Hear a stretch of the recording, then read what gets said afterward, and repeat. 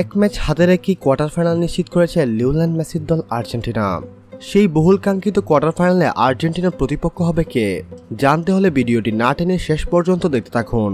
চলমান কোপা আমেরিকায় প্রথম দল হিসেবে ইতিমধ্যে কোয়ার্টার ফাইনাল নিশ্চিত করেছে আর্জেন্টিনা।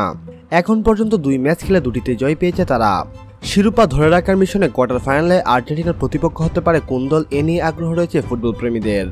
কোপা আমেরিকার পয়েন্ট টেবিল বলছে 48তম আসরে কোয়ার্টার ফাইনালে আর্জেন্টিনার প্রতিপক্ষ হতে পারে ইকুয়েডর অথবা মেক্সিকো। কোয়ার্টার ফাইনালে বি গ্রুপের দলগুলোর বিপক্ষে লড়তে হবে 3বারের বিশ্ব চ্যাম্পিয়ন আর্জেন্টিনার। এ গ্রুপের চ্যাম্পিয়ন খেলবে বি গ্রুপের রানার্স আপের সঙ্গে, আর বি গ্রুপের চ্যাম্পিয়ন খেলবে এ গ্রুপের রানার্স আপের বিপক্ষে।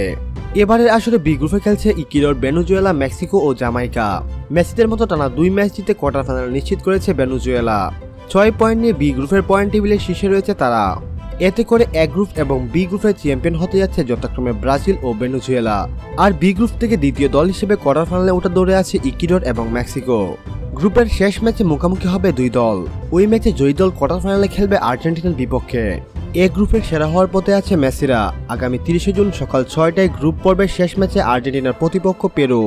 সম্মানিত ভিউয়ার্স, কোয়ার্টার ফাইনালে আর্জেন্টিনার প্রতিপক্ষ হিসেবে আপনি কাকে দেখতে চান? আপনি আপনার ব্যক্তিগত মতামত আমাদের সঙ্গে শেয়ার করতে ভুলবেন না।